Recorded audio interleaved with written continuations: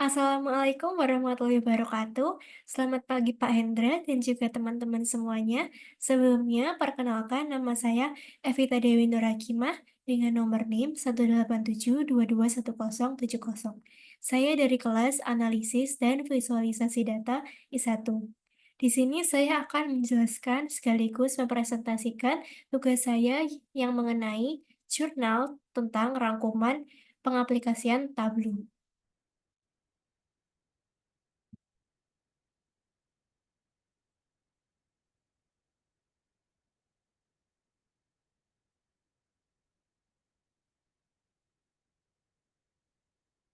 Jadi, jurnal yang saya gunakan ini berjudul Visualisasi Data Tower Telekomunikasi menggunakan aplikasi Tableau. Yang akan saya bahas pada video ini yang pertama ada pendahuluan, lalu yang kedua ada tinjauan literatur, lalu yang ketiga ada metode penelitian, yang keempat ada hasil dan pembahasan, lalu yang kelima ada kesimpulan. Nah, yang pertama, di sini saya akan membahas mengenai pendahuluan terlebih dahulu. Jadi Mitratel ini, yaitu PT Dahlia Mitra Telekomunikasi Tbk, merupakan anak perusahaan PT Telkom Indonesia yang bergerak di bidang infrastruktur telekomunikasi. Sejak tahun 2008, Mitratel telah mengelola lebih dari 35.000 menara di seluruh Indonesia. Perusahaan saat ini menghadapi tantangan big data. Big data itu apa sih? Jadi, big data itu merupakan volume besar data yang terstruktur maupun yang tidak terstruktur yang perlu dianalisis secara manual karena tingginya permintaan dari mitra. Lalu, penelitian ini sendiri bertujuan untuk melakukan analisis dan visualisasi data tower telekomunikasi yang akan disajikan dalam bentuk dashboard. Data yang divisualisasikan ini meliputi informasi lokasi tower, biaya sewa, dan juga distribusi menara di seluruh Indonesia. Tableau dipilih sebagai platform untuk membuat visualisasi interaktif yang memudahkan pemahaman sekaligus pengambilan keputusan. Lalu yang kedua di sini ada tinjauan literatur.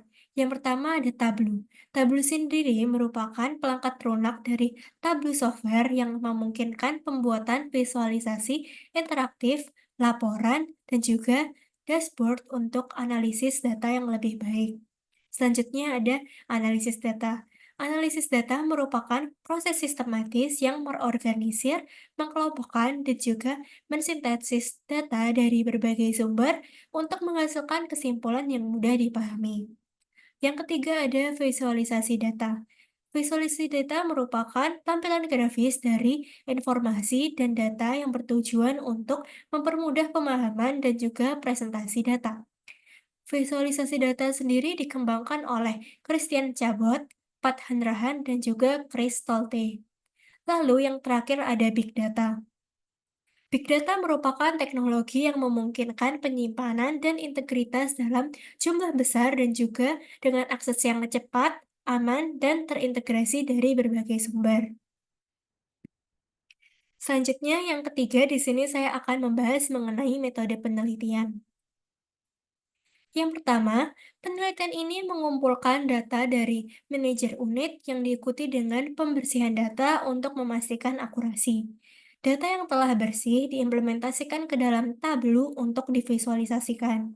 Selanjutnya, analisis dilakukan untuk mengidentifikasi instrumen penelitian yang digunakan untuk mengukur dan juga mengumpulkan data terkait fenomena yang diamati. Nah, pada gambar ini menunjukkan data mentah Excel Tower telekomunikasi. Instrumen yang digunakan dalam penelitian ini dimaksudkan untuk menghasilkan data yang akurat yang melalui proses pengisian data dari sistem kantor ke dalam data mentah Excel Tower telekomunikasi yang dilakukan untuk pengujian ke dalam Tableau.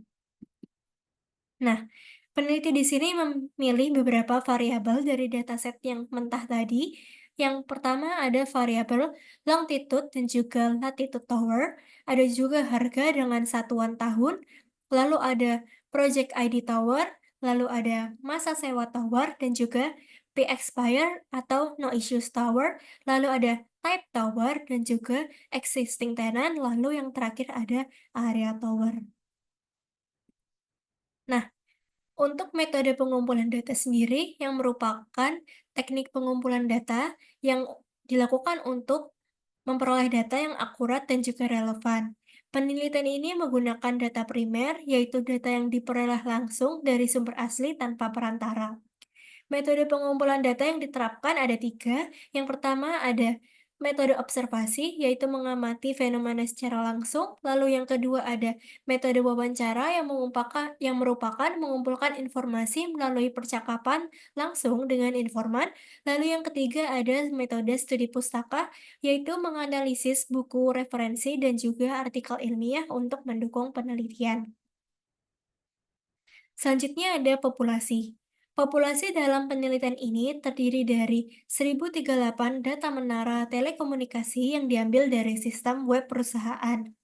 Data ini mencangkup informasi seperti lokasi, karakteristik fisik, operator, teknologi jaringan, kualitas sinyal seluler, dan juga penggunaan layanan telekomunikasi dengan setiap data mewakili satu menara tower telekomunikasi di berbagai lokasi. Lalu untuk sampel penelitian, dalam penelitian ini sampel yang diambil adalah sebanyak 91 data menara telekomunikasi. Nah, di sini menggunakan rumus Levin yang digunakan. Yang pertama yang N ini merupakan jumlah sampel, lalu N besar ini merupakan jumlah populasi, lalu N yang besar ini akan dikalikan oleh E. E merupakan batas kesalahan maksimal yang ditolerir dalam sampel alias tingkat signifikan adalah 0,1 atau 10%. Nah, dari penelitian tadi kan dihitung menggunakan rumus Levin. Nah, lalu hasilnya menunjukkan ada 91 data menara telekomunikasi. Sampel ini mencakup data menara telekomunikasi dari berbagai lokasi informasi terkait termasuk karakteristik fisik, operator, teknologi jaringan, kualitas sinyal seluler, dan penggunaan layanan telekomunikasi. Data tersebut telah dikelompokkan berdasarkan variabel-variabel tersebut untuk dianalisis lebih lanjut. Nah, di sini sudah memasuki hasil dan juga pembahasan. Nah, yang pertama di sini ada visualisasi menggunakan peta ya. Di sini menunjukkan sebaran menara telekomunikasi di seluruh wilayah berdasarkan sampel. Peta ini menampilkan tiga bagian utama ini ada provinsi, kota, dan juga ada measure yang disebut harga atau tahun. Lalu dengan data dijumlahkan menggunakan rumus sum. Peta ini menggunakan dimension bujur, lintang bujur dengan provinsi dan kota. Lalu terdapat pula filter untuk tahun dan juga nama provinsi serta kota yang akan memudahkan pengguna dalam melihat anggaran per tahun, daerah, dan juga persebaran menara. Nah, ini merupakan visualisasi kedua yaitu ada bar chart. Nah, visualisasi ini digunakan untuk menganalisis biaya operasional tahunan menara telekomunikasi di berbagai provinsi dan kota. Dari hasil visualisasi ini menunjukkan nilai harga per tahun dengan menggunakan dimension kabupaten atau kota dan juga measure harga atau tahun. Di bagian kolom, informasi tambahan tentang menara seperti area RO ditambahkan. Lalu, visualisasi ini juga mencakup status PKS menara dengan menggunakan dimension expired atau no issue untuk menandakan status masa sewa menara. Selanjutnya, informasi mengenai existing tenant ditampilkan dengan mengatur dimension existing tenant di warna kolom, serta menggunakan harga PKS total untuk mengetahui harga total masing-masing tenant di berbagai lokasi. Nah, selanjutnya di sini ada visualisasi ketiga. Visualisasi ketiga ini bertujuan untuk mempermudah pencarian Project ID Act di sistem perusahaan. Visualisasi ini berbentuk grafik batang yang akan menampilkan project ID setiap menara dengan warna yang membedakan ID di setiap area. Dengan menggunakan Dimension Project ID Egg di bagian warna kolom, pengguna dapat melihat Project ID yang bersebelahan dengan grafik batang serta regional masing-masing menara. Selain itu, ukuran masa sewa ditampilkan di bagian baris untuk memberikan durasi sewa setiap tower di berbagai provinsi. Dari yang sudah saya sampaikan tadi dapat diambil kesimpulan, yang pertama ada kemudahan penggunaan. Jadi Tableau sendiri di sini menawarkan antarmuka yang intuitif untuk memudahkan pengguna termasuk yang tidak memiliki latar belakang teknis untuk memuat visualisasi data yang efektif dan cepat. Selanjutnya, pemahaman yang lebih baik.